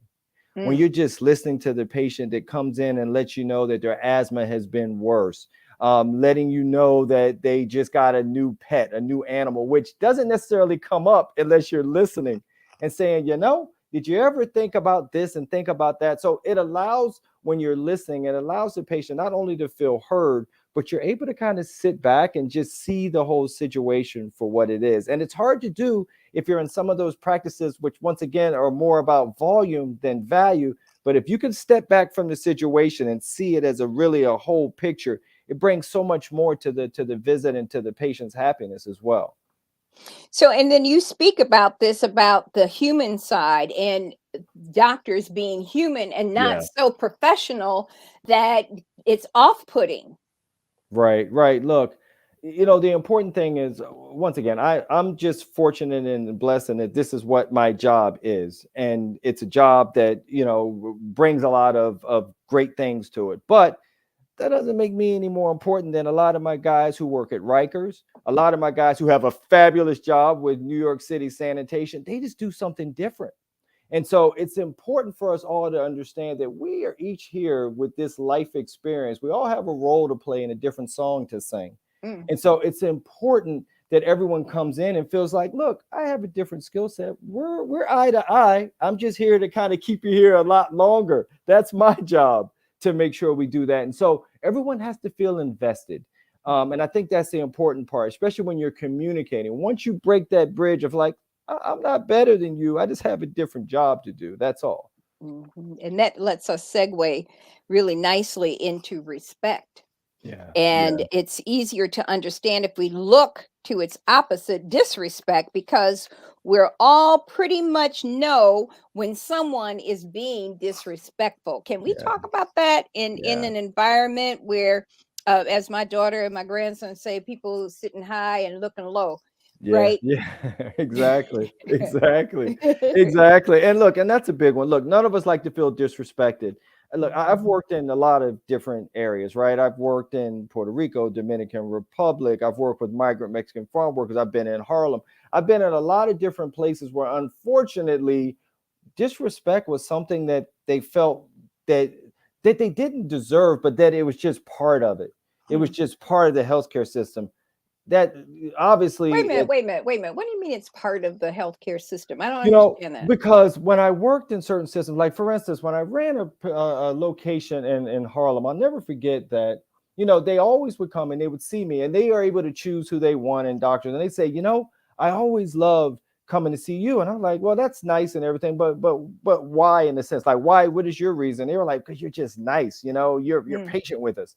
And I would hear that over and over again. We mean patient with you. And so they were like, look, I understand. I'm in a different clinic. I'm not in this whatever clinic. I'm like, hold on. The clinic, the neighborhood, wherever we are in, doesn't mean it's okay not to respect your time, not to respect your health, not to respect calling you back when you have a question or when you need a medication refill. That's not normal, just because of where you are or where you've been born or how much money you have or don't have. And so that respect piece was something that within healthcare was another reason why I had to step out and kind of once again have to sing my own song, because it was just important that everyone once again feels like they are gold when you're a patient and you're in that room in those 4 walls. You should realize that you're the most important in that room at that point. So no, It's not normal to feel like someone doesn't listen to you or doesn't respect your experience within the healthcare system. Well, and that's really true from the time you walk into the first reservation reception area in the hospital or in the office. You can tell what the standard is by their behavior when you Yeah. walk in, right? Yeah. And what is it, as we used to say, the vibe, you get that vibe, Right. and and I've walked out of places, be it Right. restaurants and anywhere else, where I did not feel like I was respected, that you don't clearly need my money, or Right. you clearly don't need me as your patient or my Exactly. insurance, right? And Exactly. and I think it's also a question of how should patients, because he's the doctor, Yeah. how do you break that shield where you have that's a shield of fear, Yeah. because this person is supposed to know more than you about your body. Hmm. And how can you trust him if you can't, or her, if you can't feel comfortable with them? Yeah, and part of that is once again that first visit or even some follow-up visits. And I mentioned this is you cannot be afraid to say, "Hey, look, I'm looking forward to a good relationship. I'm looking forward to a good connection with you. I hope you feel the same." In other words, we are human as well. And Mhm. even though some of those clinics are seeing 30 a day and all those patients a day, sometimes somebody has to kind of put us on blast sometimes and make us hit the pause button and say, "Hold on. This Right. isn't that mill. This isn't a cog in the wheel." I have Miss Johnson here right now. Miss Johnson wants me to come back to her world as well. So don't be afraid. I wouldn't say necessarily even call the doc out, but once again, there's nothing wrong with allowing us to kind of hit that pause button. We're human as well.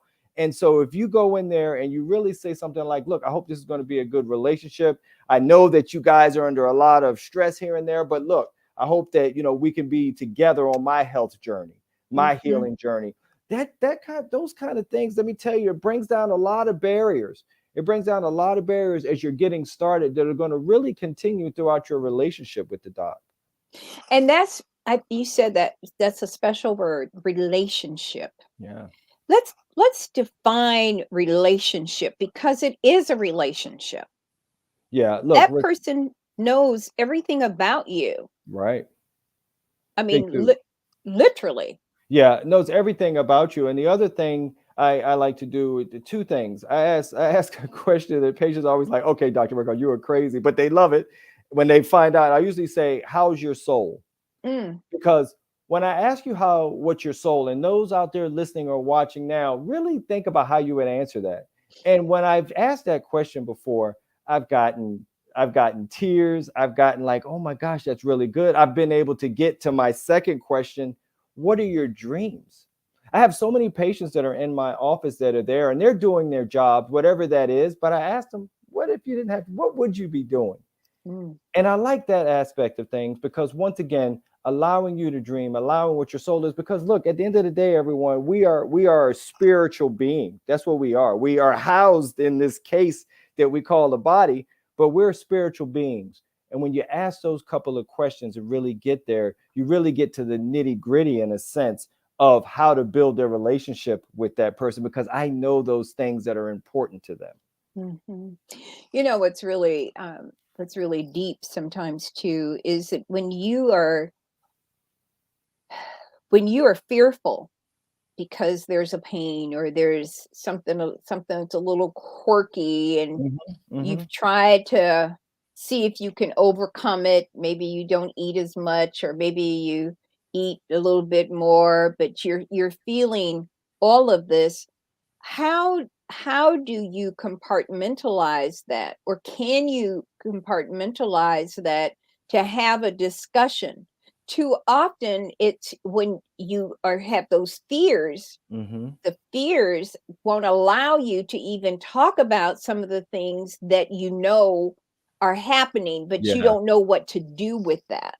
Yeah, and that gets back once again to getting that right relationship. One of the things you talked about before was, or that I mentioned in my book and that you brought up, was feeling like a doctor's a member of your family. Right. See, that's the take home to really recognize. So why is this my passion? I mean, look, this is why I was created, I know, to talk about that relationship, because there's so many out there that are marginalized and other people who are not able to have that relationship. And it leads to four things. It leads to better healthcare outcomes when you have a good relationship. You then have an advocate, a medical advocate, and this very complex healthcare system is ginormous. You're also able to get peace of mind, which is also very, very important. And then you're also able to get educated and empowered. All of those are important, or what you deserve, but you can only have that if those four pillars, if those four cornerstones are really, really kind of really working together. And so Right. that's why it's important to make sure they're linking up. Well, you know, and I think that some of the things that really are upsetting to me is not everybody wants to give you the education. They want to flippantly respond to a symptom, or, yeah, don't worry about it, it's just a Right. little something something. But in your book you say patient education builds trust. It does. It does. And how do you get that with a doctor that is dismissive or Yeah. hurrying to get to the next appointment? Yeah, one of the things I used to love in the beginning, because sometimes before patients kind of knew how I am and so forth, they would talk to a guy you guys all know well, Dr. Google. You may have heard of Dr. Google. He's kind of everywhere. The point is that when I got that information, or when that patient would bring those 2 pages in, it let me kind of go back and say, you know what? She's bringing that in because she has some concerns. And am I dropping the ball and not making it more available so she knows you can talk to me about it? So instead of look at it as a negative, for instance, I would take that paperwork and we would review it together to understand a little bit of what's going on. So when you have that relationship that you just talked about, you should be able to mention those things to your doc, or those concerns. Once again, that should be on your list before you walk into that visit, right? Because we're going in with the strategy as to making sure that this appointment is really fruitful for all of us. You know, something that you just mentioned, and I'm a notebook girl, right? I have a bazillion, and I have to color code them so I don't get confused. I got a little red one over here, that's for Right. this, and a little. But to be able to take that notebook with you Yeah. and take your notes while you're there, so now you also know what you want to talk about, and then you also know what the doctor said. Yeah. So you have this journal Yeah. that you can maintain. So one of the things that you have in here in one of the sections about bond, the top 4 complaints to mention first and never leave off your list. You have mental health complaints such as depression and anxiety, cardiac complaints, chest pains, chest heaviness, chest tightness, pulmonary complaints such as breathing difficulties, shortness of breath, loss of breath, abdominal complaints such as constipation, diarrhea, cramping, blood in the stool, changes in the stool. How do you go through that? I mean, what do we do when you get this list of things? What should people be dealing with these types of symptoms? And the reason why I say those particular symptoms, everyone, because those are the big ones that when you come into your internist or into your family medicine doc or what have you, those are the big ones that tend to be our bigger challenges. So if you're able to even breeze through that list real fast and say, check, I don't have that, I have that, I have that, I have that, bringing that to our attention is huge. Like you're saying, putting that in your notebook. So my practice is different in that I make house calls. I see people, I travel with people if they need me to. So I have a 95-year-old woman here in New York City who has her little journal. She has her list, and I'm able to sit down and write the answers to her questions Wow. when we're there. And she can that read sort your of thing. writing? No, No. barely. She can't read, but I have hieroglyphics. You must have seen my writing, but I do my best. She can call me anytime.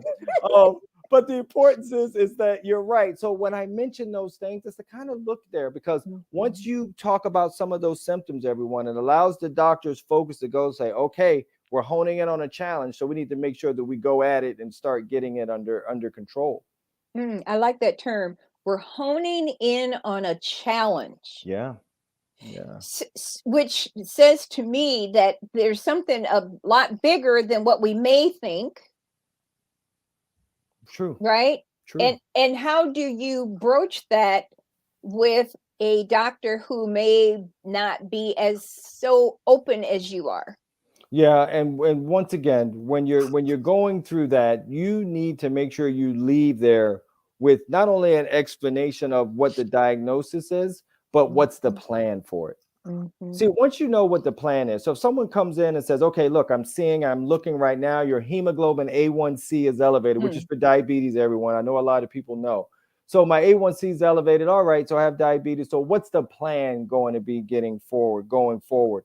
Once again, that education piece comes in there as well, because you need to leave with a strategy. You need to leave with a plan for you, for your diabetes and so forth. So once again, it's maybe confronting the doctor peacefully to say, I just need us to be together. I just need to understand, what are we doing together? And when are we going to see each other again? What's the plan? I don't want any 6 month stuff. I need to know, what are we doing? What is the plan? And if it is 6 months, why do you think that's good? That's huge. And in this journal, the strengthening of communication cheat sheet, and you say, be clear with the staff. Oh, yeah. Right? Do you have a relationship when you're making the appointment or whatever the issues are? The staff is really important. Can you talk about staff and staffing? Thank you for bringing that up there, Marsha, because look, let me tell you, as you get these little kind of pearls, these are like little pearls of wisdom. As you go to see your doctor, there is this huge kind of other thing going on in the front and in the back. But it's the front. You make friends with the front office, big time friends, because they're the ones that are saying, Miss Jackson is here again. She needs a 30-minute appointment. Miss Jackson talks a lot. She needs time. Hey, doc, come into my office and say, hey, doc, don't forget, Miss Jackson's waiting outside. I know you're running late, but you may want to go out to tell her you'll be with her shortly. Making sure that you're kind of taken care of throughout the whole process as well. So you can't really underestimate how important that team is out there, even if it's just making sure that you're having a good experience and that you're understanding, and that you can also get back to what the doctor said and say, Dr. So-and-so told me about this, but I don't know if I really understand. Can you ask him one question and call me tonight? Something like that. You also say, make a list of what you want to talk about. And I think that is really huge, because sometimes I would get into the room and I'd forget some of the stuff that I want to talk about. And I'd be in the car headed back home and say, Dad, I meant to talk to her about something, right? That's right. And didn't do it. How do we manage that? And what can we do that could be helpful for us to get the best out of that experience with the doctor? It gets back to that list that we've been talking about, but the newer age thing is to put it on your phone. I've been telling patients when they go, because I have patients who are in different countries and different states. And so I'll tell them when they go see their doctor that I'm just helping out with, to put it on your phone as a reminder. So they have a 2:00 appointment. They put it on their phone as a reminder to alert to them at 2:00. So when they get there, the list has been there for them, and it's been working because they don't forget. The list pops up. There, obviously, appointments are a little bit later for some docs, but the point is that list is there, so you don't have that aha moment when you're in the car driving away from your doctor's office. And that's what it is too. I am known for that. Like, dang, I meant to. And then I call back up and say, I'm sorry, he's with the patient already. Exactly. So when you listen to the doctor, when the doctor's talking, is there anything that we shouldn't be talking about, or how do we forge a relationship to be able to communicate with you?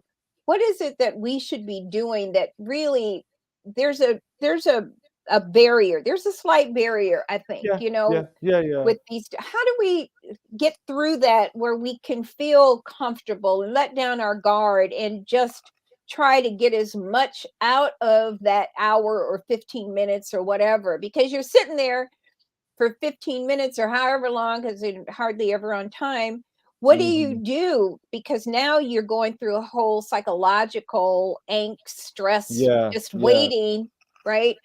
How do we communicate those things if the doctors are being sort of dismissive? Say, oh, well, it's just so and so and so. When they say that to me, it really ticks me off. I want to cuss Yeah, them out. yeah. Most patients want to cuss doctors out when they say that, and I don't blame them for that matter. And I'll tell you this: if the relationship is good to at least average, that honesty piece is a big one.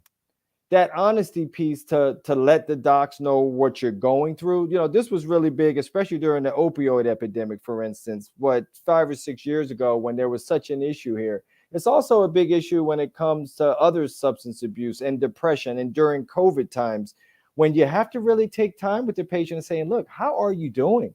How are you doing when it comes to COVID or your loved ones? And so, or have you had COVID and are having those symptoms? And so that honesty piece is really important to make sure that your doctor knows what's going on. And on the flip side, being honest with them too and saying, hey, look, I'm not getting everything I need out of where we're going right now. Wait I a minute. want to. So I'm not getting everything that I need with the way we're going right now. That's right. That's right.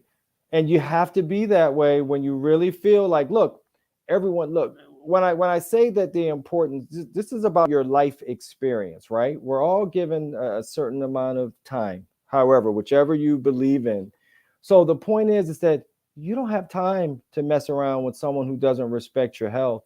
You don't have time to be there with someone that you don't trust. You don't have time for someone that you feel doesn't have empathy for what you're going through. So at some point, the rubber kind of hits the road when you have to say, look, I don't know if this is working out. I don't know if this is headed to where I need it to go.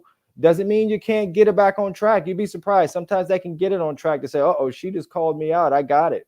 I got you. I'm sorry. And let's try this again, that sort of thing. But you got to get to a point where we don't have time for all that. Yeah. And sometimes they use all that medical ease, right? And I don't know what the heck they're talking about. And Fatima and I had a good relationship because I would say, wait, I don't even know what that means. Can you, what's all that? Right. And she would just laugh. Oh, Marsha, you know what? I don't know what you're talking about. And this pertains to my life. So maybe you need to sit your butt down and tell me what you're thinking, because I don't know what that means. Right. There you go. There you go. And that's what I mean. You have to be willing to do that in a fun way when you have a great relationship, and in a tougher way if it's not what you need it to be too. Yeah, and that's my concern, trying to find another Fatima, because it took years to build that relationship. Those relationships aren't always the easiest, and it took me a minute to get to a Fatima. Yeah, no, and it can, and it does. But with even us talking about some of these things, to recognize that you deserve the best, to go in there and say, I'm looking forward to this being a good relationship. I had Fatima, or Dr. Fatima, who was fabulous. I hope that we can be the same and get that stuff going early into the. So here's a respect, treating each other with dignity and honor. So that's a core piece of the relationship, which I think is huge. But how do you get respect when you only see this person for 15 minutes and you don't see him again for another 15 minutes, 7 months from now or 12 months from now? How do you forge that kind of relationship that is so sorely needed? Yeah, lots of times it's laying the groundwork in the beginning for the first visit, and then the next thing I talk about is all these 6-month visits out and so forth. I don't like those. In the beginning, as you're getting to know your doctor, I like to make sure you see them a little bit sooner, even if it's 3 months. You'd be surprised, 3 months goes really quickly. But once again, I like to make sure that they get to know the patient, get to know your likes, your dislikes, your personality, those things that make you tick, to make sure before you start this 6 months, year thing, once we have everything on cruise control. So you're right. It takes a minute to really get there and start to really foster that relationship, but it should start in the beginning with a nice visit, a nice solid visit, not obviously 15 minutes, which it wouldn't be, but it's making sure that you're getting more frequent visits, at least at the beginning. And I usually say 3 months out.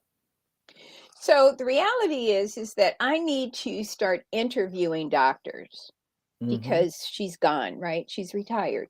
Right. And so this was really when I got this, I was like, oh, this is great. So perfect timing. But I'll use myself as a great example. You know, how do you go about interviewing a doctor? What do you need to do? Can I just set up an appointment and say, I just want to meet you and see how you see what you do and what, you know, something like interview the doctors? You Can I know, just interview a doctor? I love that. So, all right. So this is what you can do. So for instance, and I've talked to patients about this specifically because if you know that you're this finance person and you're here in New York City and you love to trade stocks and you don't have time, you know, you only need a few minutes of time and you're okay. Or if you're someone else, like for instance, I talk a lot about natural ways of healing. So I was talking to a patient about a probiotic called Pro Plus Symbiotic. And I was talking to them about that because the Pro Plus Symbiotic has a prebiotic and a probiotic.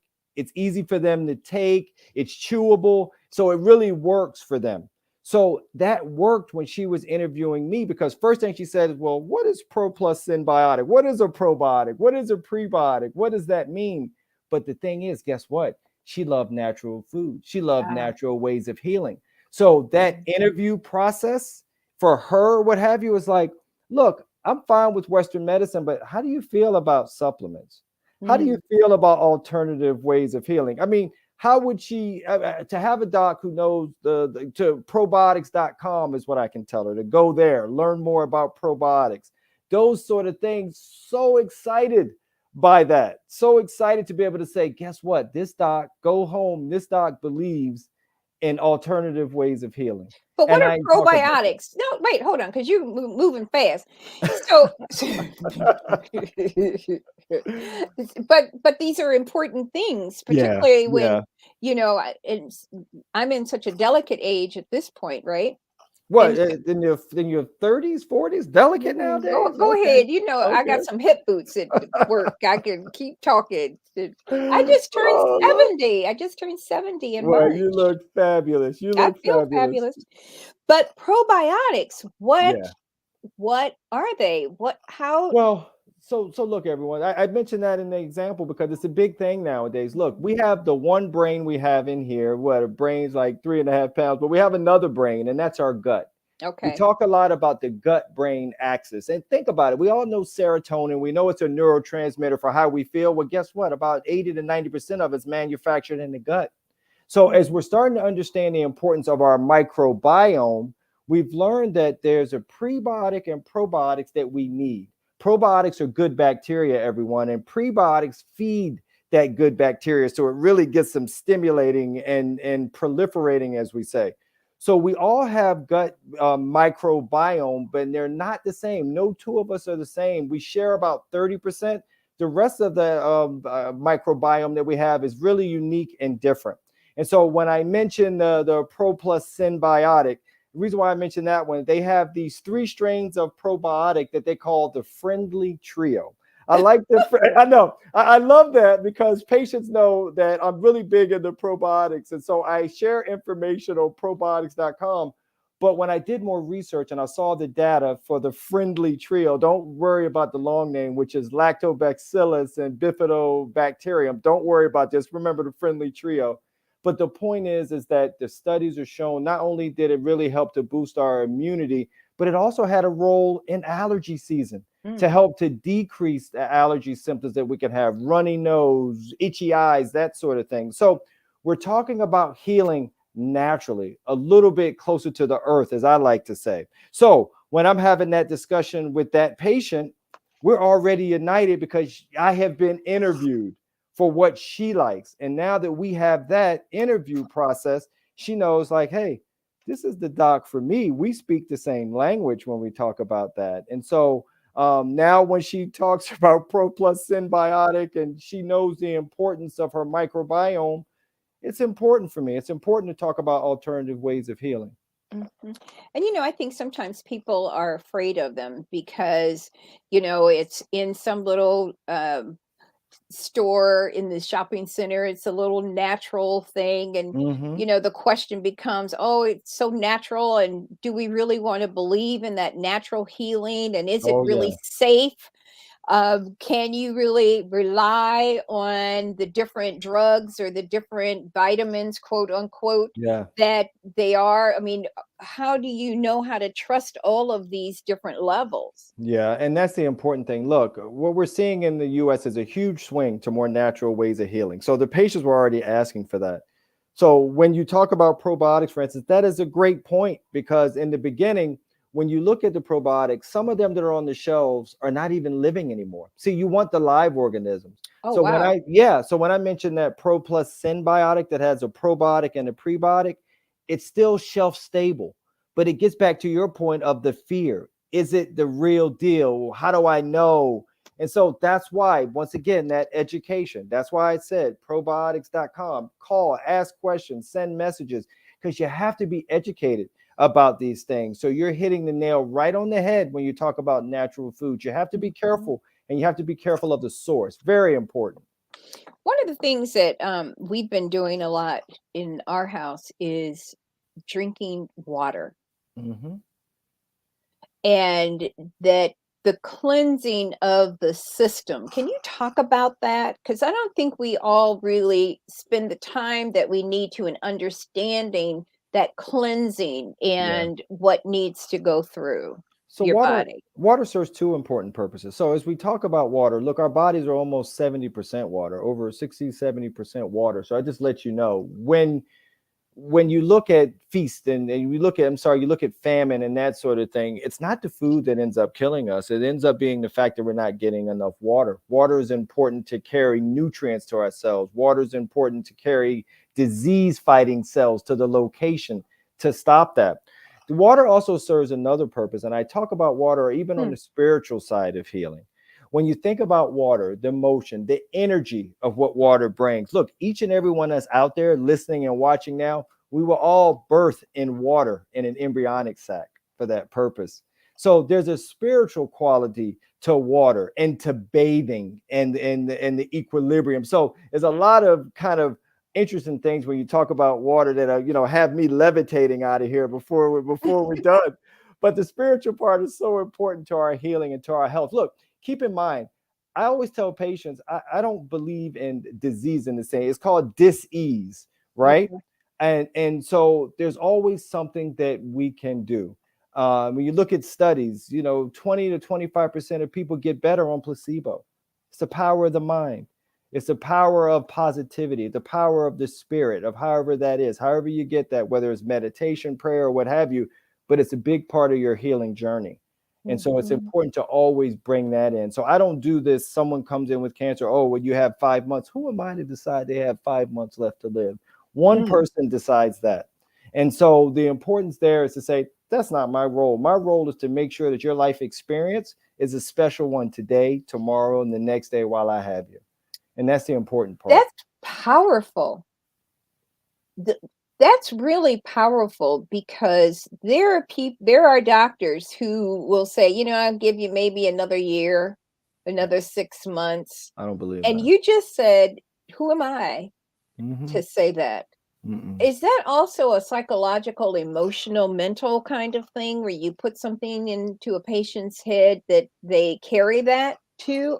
I'm just going to a whole nother place, right? No, but it's back to that placebo point, the placebo example I gave you. Like I said, some people take the fake pill, the placebo, and some take the real one, and that group, they get better.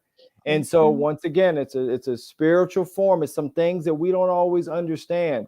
But all this, putting a date on someone and all that, I don't believe in that. None of that. I'm here to improve your life experience, and we're going to do that each and every day together through this Mhm. journey. So I don't get into that. Don't prescribe to that at And all. and that's really deep too, because sometimes people get caught in what they hear opposed to fact. Yeah, yeah.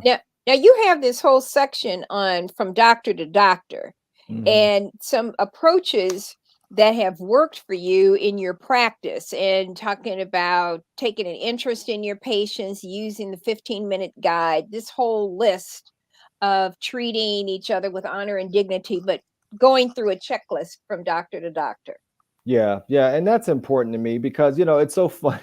It's funny, but as I mentioned, everyone, I'm a concierge physician, and I was fortunate and blessed enough to be named one of the top concierge physicians in the nation. And the reason why that was important wasn't so much that accolade. It was important what they told me. They were like, you know why we have you? Because you're like a unicorn. Like, and I love that. I was like, thank you. I think I don't have a big horn, but the point is, the unicorn reference was really just to say, gosh, that's unique. And the way that care is delivered. And so I say that because when I talk to some of my colleagues, they're like, you're crazy. I don't know how you could take a call at 2 a.m. and be smiling, or take a call and be happy, or making a house call at someone in another state. How can you do that? And I'm like, it's a calling. Yeah. It's a calling. So therefore, that's what the doctor to doctor was. It was to say, look, the goal is not to be like me. Look, I am far from perfect, but the goal is just to recognize that, I know we're busy. Some of you are busier than in that old way of seeing patients. So let's just not forget why we did this, why we dedicated our life to this. Look, this is all I know. If medicine went away, I'd be useless, everyone. I don't know what I would do. I like to fish, but I don't know if I'd be able to sustain myself. But the point is that, it's just kind of reminding my fellow docs to say, it's not about like being like me or even having to do everything that I do, but just remember why we dedicated our life and our time to this. And this is really powerful. And I think, I really wasn't kidding. Were you going to be our resident doctor for WKIM, right? For all the things that are psychological, mental, and physical and emotional. So that's who you're going to be. Sign me. Yes, you're here. So there's a chapter in here that's really critical, and it's time to assess. Filling out the patient-doctor relationship evaluation.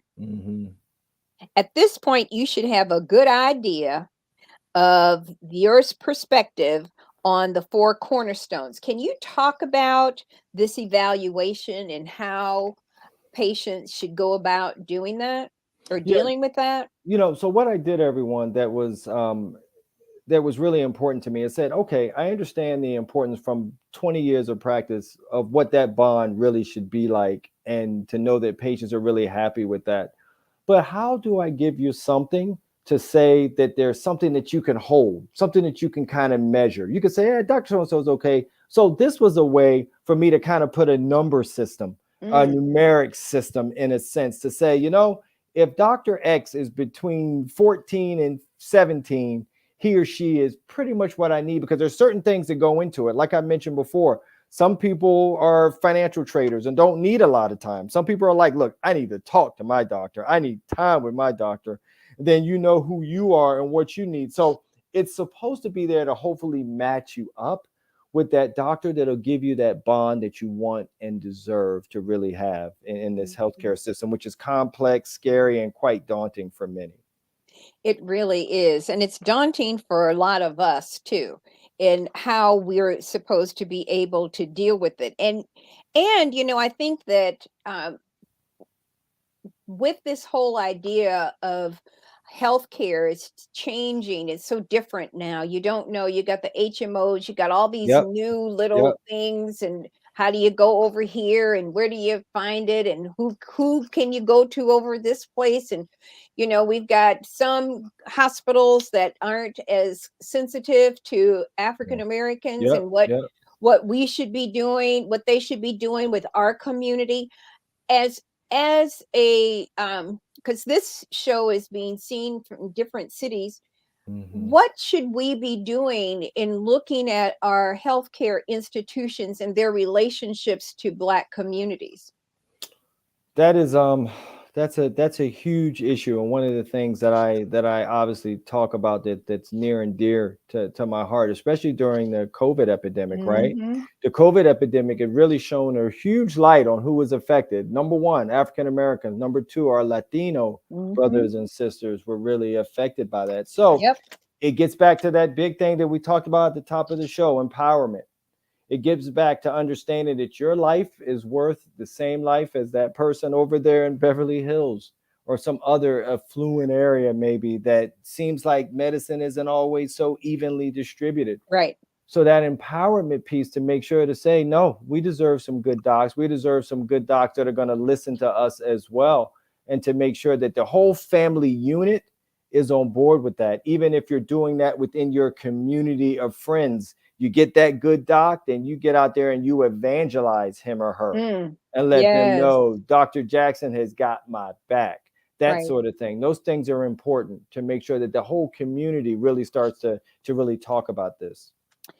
Okay, so Dr. REDCROSS, thank you so much. We have coming up on the end of the hour. Oh, This is the book. You need to go buy it. It should be like your Bible in the house. You need to get copies for your friends. Do we have a website that we can purchase the book? How can people get your book? sure. So the book's available on Amazon, everyone, and that's an easy way to get it as well. Okay. And also at Bond by Dr. KenRedCross.com as well. But Amazon tends to be easier for most. And I really mean this, everyone. I have people all around the nation and really the world that reach out, ask questions, jump on Facebook, jump on Instagram, whatever it is. But now you're part of my crew. You're part of my family now. So just recognize that. I don't want you ever to feel like that you don't have that bond that you deserve. And that's important. So we're going to have a conversation. We really appreciate you Thank being you. here again. This is our second interview. I know. Thank you for having me on. And good Yes. evening, everyone. Good to meet all of you. And thank all of you for being on with us tonight as well. And hopefully you got something to really make you feel good. Okay. And so with that website, can you give it to us again in case somebody wants you to fly to wherever? Sure. So my website is drkenredcross.com. The book also on Amazon, Bond by drkenredcross.com, and probiotic information. I'm an advisor on probiotics.com. So say hello. Outstanding. All right, sir. Thank you once again. All right. Thank you. Ladies and gentlemen, this concludes our interviews for today, and we appreciate you coming in. And I'm so excited that we've had so much information from Dr. REDCROSS to we've had real estate with Gersha, and we've got the church. We're going to go over and figure out financing and how we can, with Miss Foster Moore, and figure out how we're going to get all of these properties and get our finances in order. And we're going to support Dorothy Brunson's foundation. So, and Dr. REDCROSS is going to get us all together so we know what we need to be doing for our mind, body, and spirit. Thank you all for joining us again, and we'll see you next Tuesday. And I'm Marsha Juice for WKIM. Thank you for Katanya Lester, our producer, who does a magnificent job in blackusa.news. We love being on this. And don't forget to watch us on the metaverse, https://